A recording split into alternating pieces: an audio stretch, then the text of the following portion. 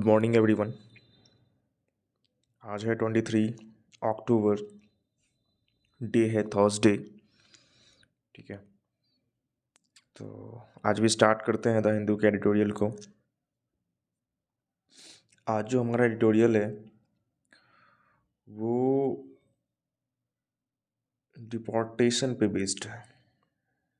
ये क्या होता है तो देखेंगे अभी हम लोग क्या होता है डिपोर्टेशन। ठीक है,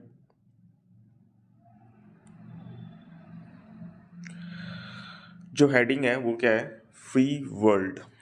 हेडिंग है फ्री वर्ल्ड। ठीक है, ये जो एडिटोरियल पब्लिश हुआ है ये पब्लिश हुआ है एक बहुत ही फेमस स्कॉलर थी, और वो इंडिया में 4 साल के टूरिस्ट वीज़ा पे रह रही थी। मतलब 4 साल के टूरिस्ट वीज़ा को लेके वो इंडिया में रह रही थी, और जितने भी एकेडमिक एक्टिविटीज़ होते हैं, है ना, उसमें बात करेंगे हम लोग वो किस विषय से थी या किस सब्जेक्ट में, वो किस विषय की स्कॉलर थी वो। ठीक है, तो वो टूरिस्ट वीज़ा पे रह रही थी और वेरियस एक्टिविटीज़ में क्या कर रही थी, पार्टिसिपेट कर रही थी रिलेटेड टू एकेडमिक यूनिवर्सिटीज़ वगैरह, कल्चरल इवेंट।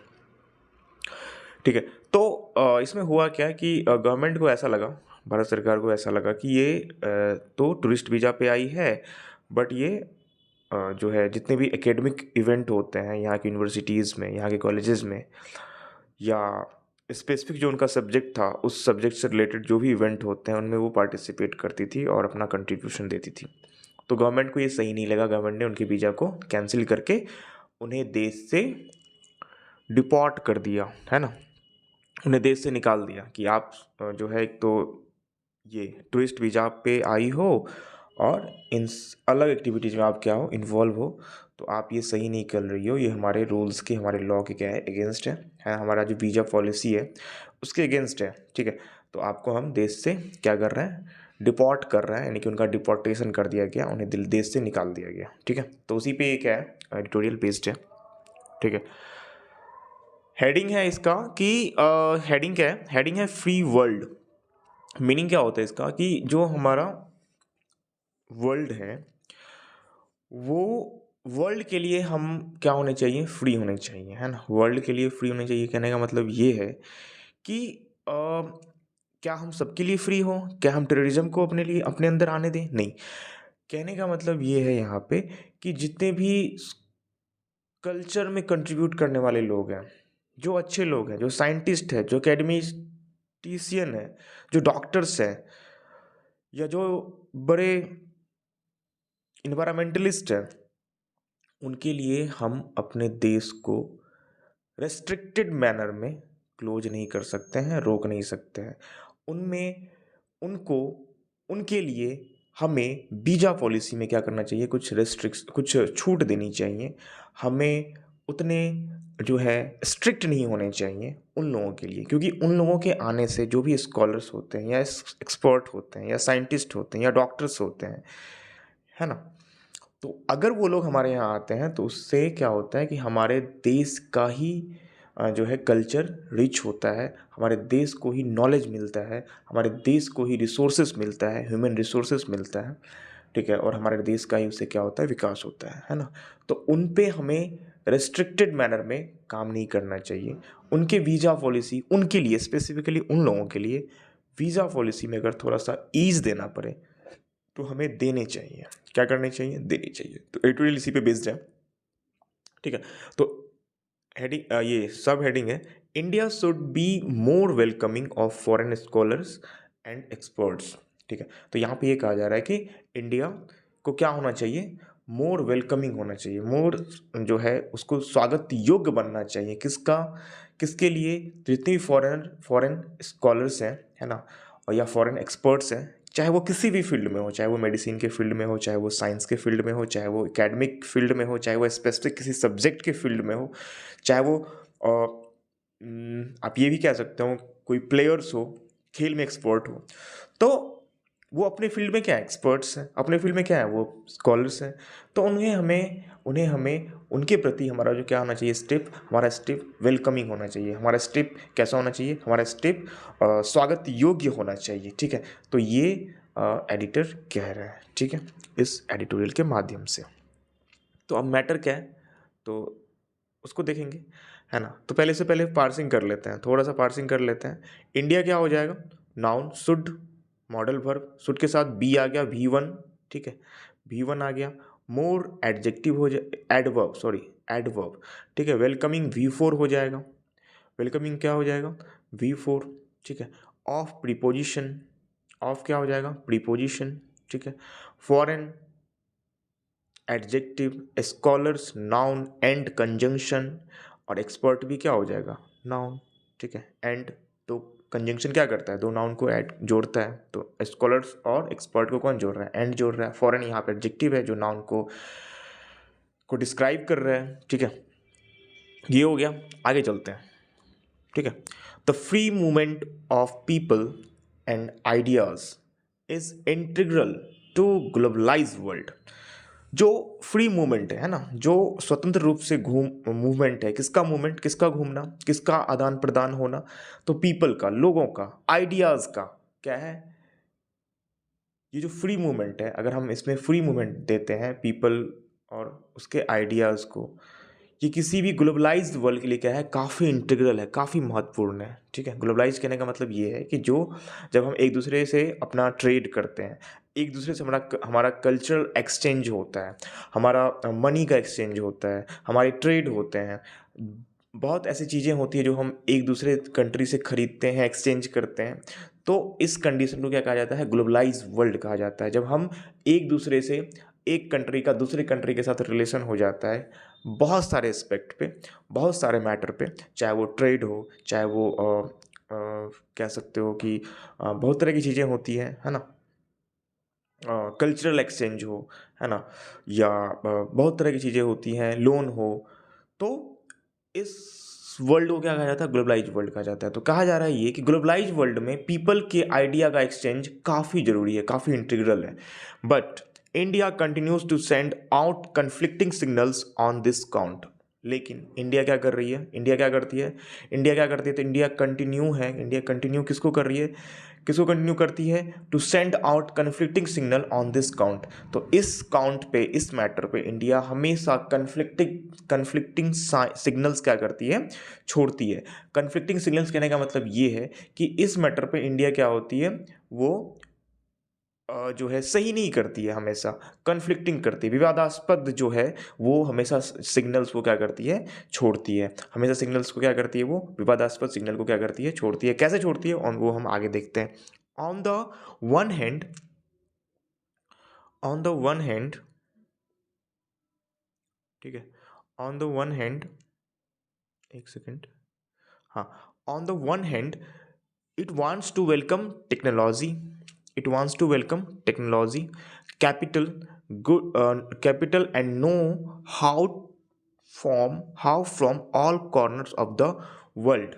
ठीक है, कह रहा है कि एक तरफ तो इंडिया क्या करती है, हमेशा ये सोच कहती है, वो हमेशा ये चाहती है कि हम क्या करें, टेक्नोलॉजी को अपने यहाँ लाएं, कैपिटल पैसे को लाएं अपने यहाँ, know and know how from all corners of the world. ठीक है, तो ये तो हमेशा ये चाहती है कि हम कैसे हमारे यहाँ इन्वेस्टमेंट हो, कैसे हमारे यहाँ टेक्नोलॉजी आए। एक तरफ ये चाहती है, कौन चाहती है, इंडिया, ठीक है।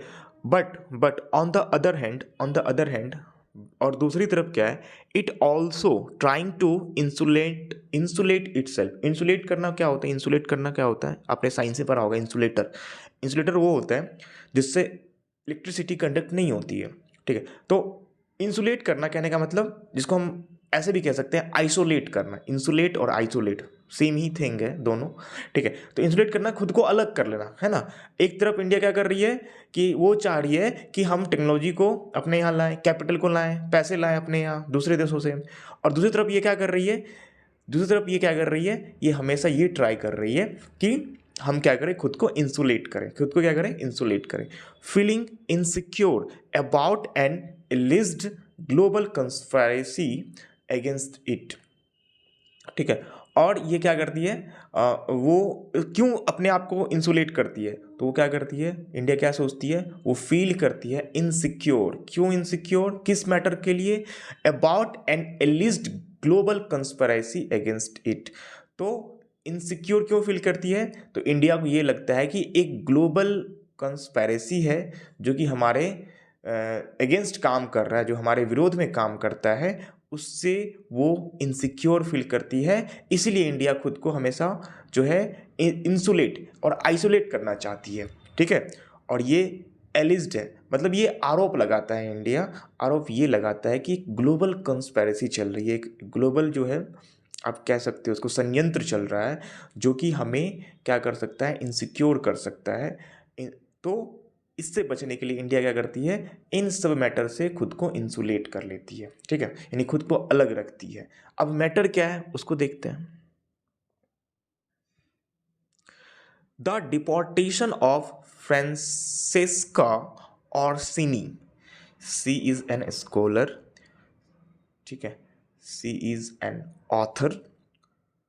ये जो फ्रांसेस्का ऑर्सिनी है, इनका डिपोर्टेशन कर दिया गया। डिपोर्टेशन क्या होता है, इनको देश से निकाल देना। डिपोर्टेशन मतलब किसी भी आरोप, कोई आरोप लगा के अगर आपको किसी कंट्री के से निकाल दिया जाता है, यानी कि आप किसी कंट्री में रह रहे हो वैलिड वीजा पे, लेकिन आप पे कोई आरोप लगा के उस कंट्री से निकाल दिया जाता है अगर आपको, तो आपको क्या बोला जाएगा, आपका डिपोर्टेशन कर दिया गया। क्या कर दिया गया, डिपोर्टेशन कर दिया। तो एक फ्रांसिस्का ऑर्सनी नाम की स्कॉलर है, किसकी कौन से सब्जेक्ट की scholar, scholar of Hindi, Hindi की बहुत बड़ी scholar, and south Asian literature, जो साउथ एशियन लिटरेचर है उसकी बहुत बड़ी स्कॉलर, एंड प्रोफेसर, और प्रोफेसर भी है ना ये, ठीक है। तो कौन है वो, तो वो जो है फ्रांसिस्का ऑर्सनी नाम की एक स्कॉलर है, जो कि हिंदी और साउथ एशियन लिटरेचर की काफ़ी बड़ी स्कॉलर है, प्रोफेसर भी है।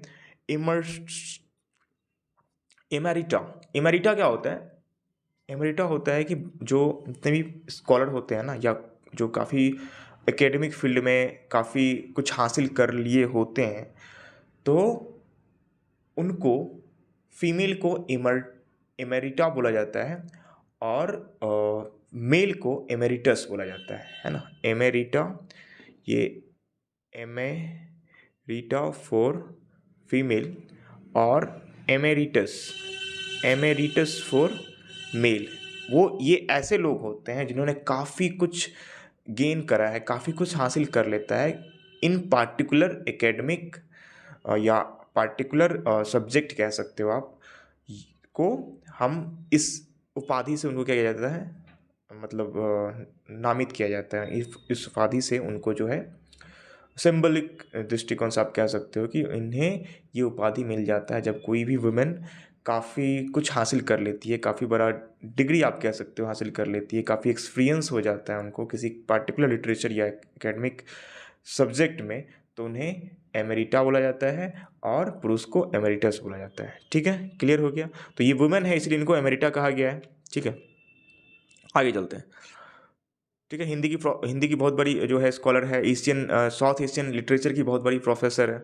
और प्रोफेसर कहाँ पे है, emerita at the school of oriental and African studies, SOAS short form है, यूनिवर्सिटी ऑफ लंदन। तो कहाँ पे है ये, यूनिवर्सिटी ऑफ लंदन में।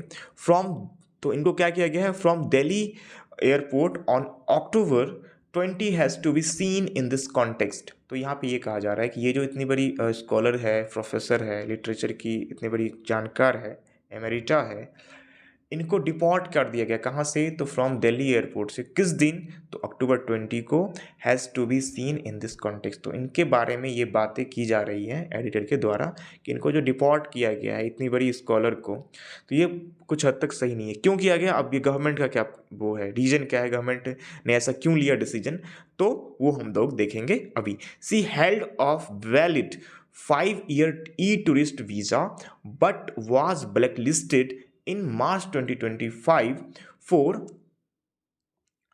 for violation of visa conditions। तो ये जो थी हमारे यहाँ वो 5 years की tourist visa, valid tourist visa पे थी, यानी कि टूरिस्ट वीज़ा इन्होंने लिया था भारत सरकार से, और वो यहाँ पे रह रही थी, उनको जो है अभी मार्च 2025 में ब्लैक लिस्टेड कर दिया गया।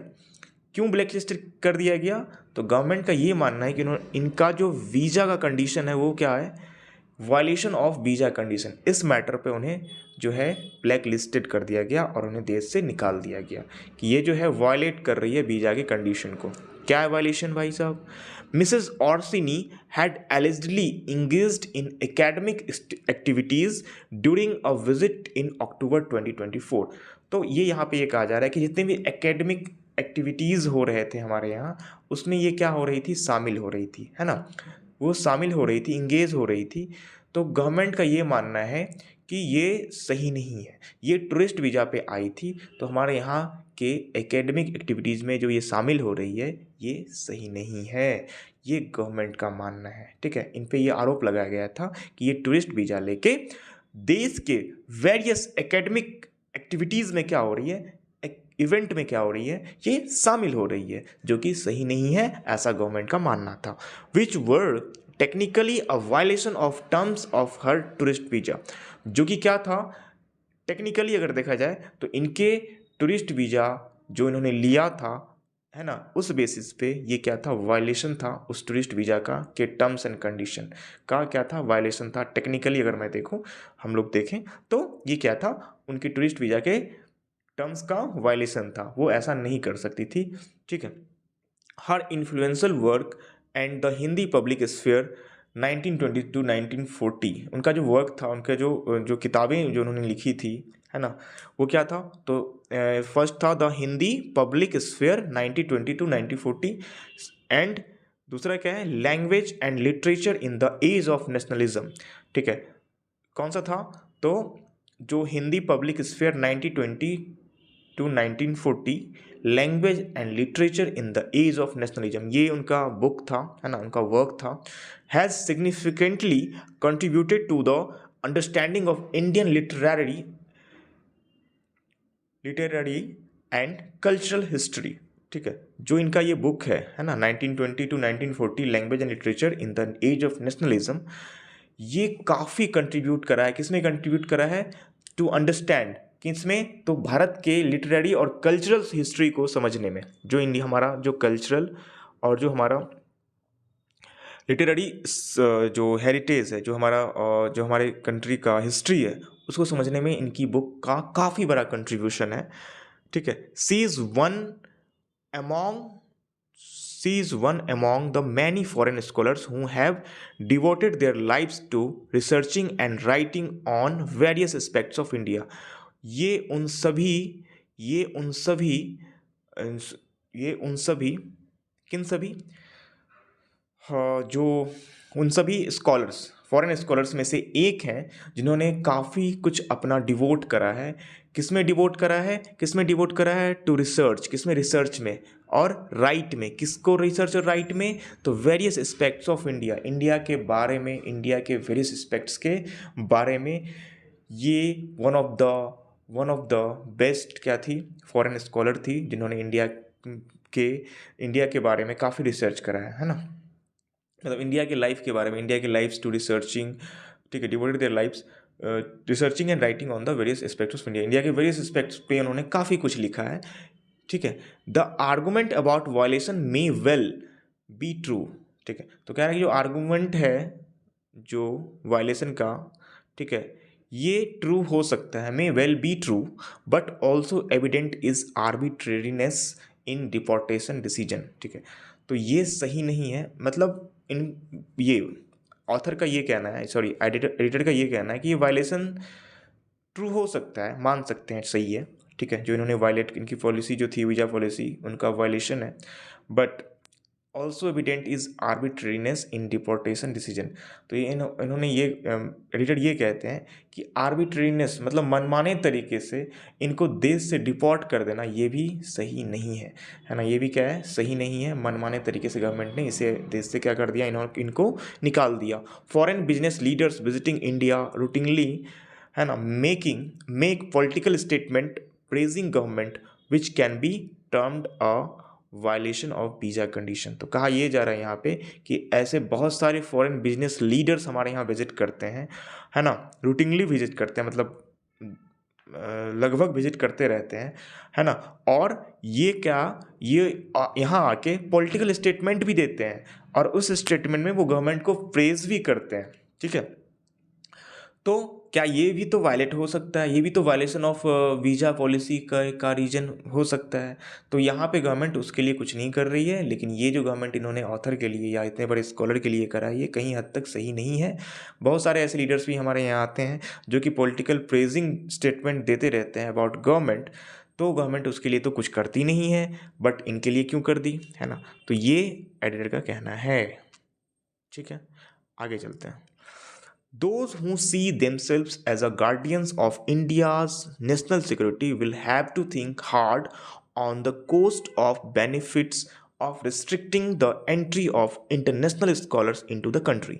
तो कह रहा है कि जो ठेकेदार हैं, ठेकेदार कहने का मतलब जो गार्डियंस है, कौन गार्डियंस है, किसके गार्डियंस है, तो हमारे नेशनल सिक्योरिटी के, है ना। गवर्नमेंट ने ऐसा ही लगाती, गवर्नमेंट कभी भी ऐसा, अगर ऐसा स्टेप लेती है तो वो गवर्नमेंट क्या बोलेगी कि नहीं ये तो हमारे नेशनल सिक्योरिटी के अगेंस्ट है, ये हमारी राष्ट्रीय सुरक्षा के अगेंस्ट है ना, हमारा जो इंटरनल सिक्योरिटी है इसको वायलेट कर रहा है, तो इसीलिए हम ये स्टेप ले रहे हैं।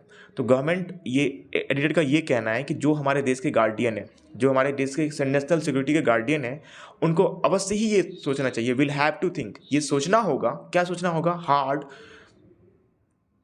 think hard on the cost and benefits of restricting the entry of international scholars into the country।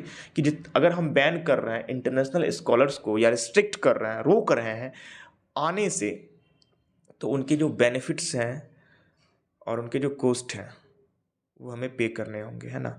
क्या उनके बेनिफिट्स हैं और क्या उनमें उनके कॉस्ट हैं। अगर मैं रेस्ट्रिक्ट कर रहा हूँ किसी को, अगर आप रेस्ट्रिक्ट कर रहे हो किसी इंटरनेशनल स्कॉलर्स को इंडिया में आने से, तो उसके कॉस्ट एंड बेनिफिट्स सब आपको क्या करने होंगे, देखने होंगे, ठीक है। Many people associated with the ideological ecosystems of the ruling Bharatiya Janata Party believe that there is an international conspiracy to influence the thinking of Indians. तो जितने भी बीजेपी के बहुत सारे आइडियोलॉजिकल इकोसिस्टम जो है हमारे यहाँ, लाइक आरएसएस है, या और भी जितने भी बीजेपी के राइट विंग्स जो टीम है, आप कह सकते हो उसको, ये जो भी हैं, उनका ये मानना है कि एक इंटरनेशनल कंस्पायरेसी चल रही है। क्या चल रही है, एक इंटरनेशनल कंस्पायरेसी चल रही है, जो कि जिनका काम क्या है, जिनका काम ये है कि इंडियंस के थिंकिंग को क्या करो, इन्फ्लुएंस करो, इंडियंस के थिंकिंग को इन्फ्लुएंस करो। कहने का मतलब ये है कि उनके विचारों को चेंज करो। ये एक कॉन्स्पिरेसी पूरे वर्ल्ड में चल रहा है कि यहाँ पे जाओ और इंडियंस के जो थिंकिंग है, उनके जो मेंटलिटी है, उसमें क्या करो, चेंजिंग लाओ, उसको उनको इन्फ्लुएंस करो, है ना। ऐसा मानना है यहाँ के बीजेपी से एसोसिएटेड जितने भी आइडियोलॉजिकल विंग्स हैं, इकोसिस्टम है, उन लोगों का, ठीक है। ये एडिटर कहते हैं, this thought is reflected a policy actions that restrict non governmental organisation and scholars. तो ये कह रहा है, ये जो थॉट है ये एक्शंस में भी दिखता है। कब दिखता है, जब यहाँ पे हमारे यहाँ काफ़ी नॉन गवर्नमेंटल ऑर्गेनाइजेशन यानी कि एनजीओ और स्कॉलर्स को बैन कर दिया जाता है। There are various forces globally at play at any given point, some favouring India and some not. तो कहा जा रहा है कि बिल्कुल ऐसा है, बिल्कुल है, लेकिन सभी ऐसे हैं ऐसा नहीं है, है ना। तो एडिटर ये कहते हैं कि बिल्कुल ग्लोबली जो है बहुत सारे ऐसे ऑर्गेनाइजेशन जो है काम कर रहे हैं, at play at any given point, various forces यहाँ पे काम पूरे वर्ल्ड ग्लोबली में काम कर रहे हैं, जो कि इंडिया के अगेंस्ट तो काम कर भी रहे हैं बट कुछ नहीं भी कर रहे हैं, है ना। Some are favouring and some are not, है ना। कुछ तो फेवर कर रहे हैं, सम फेवरिंग इंडिया, जो हमारे को फेवर कर रहे हैं, कुछ नहीं भी कर रहे हैं। While the country must have to strategy to harness the forces that help it and the counter those do not. तो ये हमारी कंट्री का काम है कि ये हमारा स्ट्रैटेजी होना चाहिए, है ना। Country must have a strategy to harness, कि हम क्या करें, फाइंड कर पाएँ, हार्नेस कर पाएँ, है ना, ढूंढ पाएँ कि कौन सा फोर्सेस हमारे लिए पॉजिटिव है, कौन सा फोर्स हमारे लिए निगेटिव है, किससे हमें काउंटर करना है, किसको हमें एक्सेप्ट करना है, ठीक है। That do not, it can not do this by fencing itself इन, है ना। तो हम ऐसा नहीं कर सकते खुद को फेंसिंग कर ले, खुद को क्या कर, फेंसिंग इटसेल्फ कहने का मतलब ये है, फेंसिंग इटसेल्फ इन कहने का मतलब ये है कि खुद को आप क्या कर लो, रेस्ट्रिक्ट कर लो खुद को। आप नहीं कहते हैं कि एक जो है कॉस्ट्यूम पहन लो तो आप जो है बाहरी चीज़ों से बचे रहोगे, है ना। या फेंसिंग कर लो अपने घर के आगे, बार लगा लो, फेंसिंग लगा लो, तो आपके अंदर कोई आ ही नहीं सकता है ना। तो ये बात है कि आप अगर फेंसिंग कर लोगे खुद को तो ये सही नहीं है, कहीं भी सही नहीं है, किसी भी हद तक ये क्या नहीं सही है कि आप खुद को क्या करो, रिस्ट्रिक्ट कर दो, है ना, कि कोई हमारे अंदर आए ही नहीं। In Mrs Orsini case there is nothing beyond the claim that she violated visa condition. तो कह रहा है कि जो ओसनी का केस है, ओसनी का जो केस है, देर is nothing beyond the claim that she violated condition. तो इससे जो है इसे जो है नकारा नहीं जा सकता है कि उन्होंने उनकी जो जो वीज़ा पॉलिसी है, वीज़ा का जो कंडीशन है, उसको उसको उन्होंने वायलेट करा है, लिटिल बिट उन्होंने वायलेट करा है ना। ये कोई क्लेम नहीं कर सकता कि इसके पीछे जो उन्होंने वायलेट नहीं करा है। To begin with visa condition should be more welcoming for scholars. तो अब यहाँ पे ये कहा जा रहा है कि जो स्कॉलर्स हैं, जो साइंटिस्ट हैं, उनके लिए वीज़ा पॉलिसी क्या होनी चाहिए, मोर वेलकमिंग होनी चाहिए, है ना। अगर वो लिटिल बिट मिस्टेक या लिटिल बिट वायलेशन करते भी हैं तो उनके लिए ऐसा नहीं है कि उनको जो है उनके वायलेशन को मानना चाहिए या एक्सेप्ट करना चाहिए। छोटे मोटे वायलेशन को, छोटे मोटे जो गलतियाँ उनके द्वारा होती हैं वीज़ा के कंडीशन को लेके या वीज़ा के टर्म्स को लेके, तो उनको इग्नोर करना चाहिए देश को, ऐसा एडिटर कहते हैं, ठीक है। वीज़ा कंडीशन को लेके, है ना, किनके लिए, तो साइंटिस्ट के लिए, स्कॉलर्स के लिए, जितने भी एक्सपर्ट्स हैं उनके लिए क्या होना चाहिए, थोड़ा सा गवर्नमेंट को ईज लाना चाहिए। ऐसा नहीं कि उनके प्रति जो थोड़ा सा स्ट्रिक्ट होना चाहिए, गवर्नमेंट को थोड़ा सा ढीलापन दिखाना चाहिए इन लोगों के प्रति। It is also relevant in this context that there are several global leaders in many fields who are of Indian origins but are citizens of another country. तो इंडिया को ये बात हमेशा ध्यान रखना चाहिए कि हमारे यहाँ के बहुत सारे जो लीडर्स हैं इन सेवरल फील्ड्स, है ना, सारे फील्ड्स में, बहुत सारे फील्ड्स में, वो हमारे यहाँ के तो हैं, वो मैनी फील्ड्स में काफ़ी बड़े लीडर्स हैं, है ना, काफ़ी बड़े जो है साइंटिस्ट हैं, इंजीनियर्स हैं, डॉक्टर्स हैं, जो हमारे यहाँ के ओरिजिन यही था, इंडियन ओरिजिन के ही थे, बट सिटीजन्स वहाँ के हैं, तो वो भी दूसरे के यहाँ रह रहे हैं, ठीक है। तो इन बातों को ध्यान रखना चाहिए इंडिया को किसी को डिपोर्ट करने से पहले। A country that feels threatened by authors, scientists, and thinkers will have little chance of realizing that its full potential। ठीक है। तो कह रहे हैं कि एक ऐसा कंट्री जो कि फील करता है, क्या फील करता है, जो महसूस करता है थ्रेटेंड, है ना, जो थ्रेटेंड मतलब कह सकते हो आप कि खतरा महसूस करता है बाय ऑथर्स, किससे, तो ऑथर्स के द्वारा, साइंटिस्ट के द्वारा या थिंकर्स के द्वारा, will have little chance of realising its full potential. तो उनके पास क्या होगा, काफ़ी लिटिल चांस होगा। ऐसा कंट्री अगर जैसे लाइक, मतलब एडिटर का ये कहना है कि अगर कंट्री की सरकार ऐसा सोचती है कि वो ऑथर से या साइंटिस्ट से या थिंकर से उनको खतरा है, तो उनको जो है अपने पोटेंशियल को रियलाइज़ करने में क्या होगा, काफ़ी कम चांसेस मिलेंगे ऐसे देश को, ठीक है। यानी कि वो अपने पोटेंशियल को जान नहीं पाएंगे, ऐसा कंट्री अगर वो ऐसा सोचता है तो।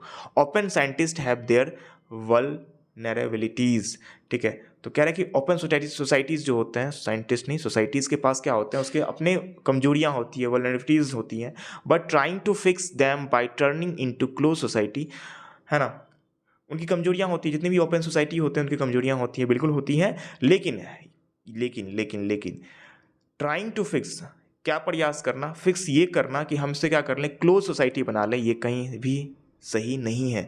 विल स्टंट प्रोग्रेस, है ना, वो जो कि क्या करेगा, प्रोग्रेस को स्टंट कर देगा, रोक देगा, विदाउट नेसेसरली एनहेंसिंग सिक्योरिटी, है ना। जो प्रोग्रेस को तो रोक देगा ही, और इसकी कोई गारंटी नहीं है कि आप जो है खुद को क्लोज करके अपनी सिक्योरिटी को इन्हेंस कर लेंगे, इसकी कोई गारंटी नहीं है, ठीक है। तो ये एडिटोरियल यहाँ पे ख़त्म होता है। अगर आपको सही लगा हो तो please like and subscribe, and last में शेयर ज़रूर करना भाई लोग, ठीक है।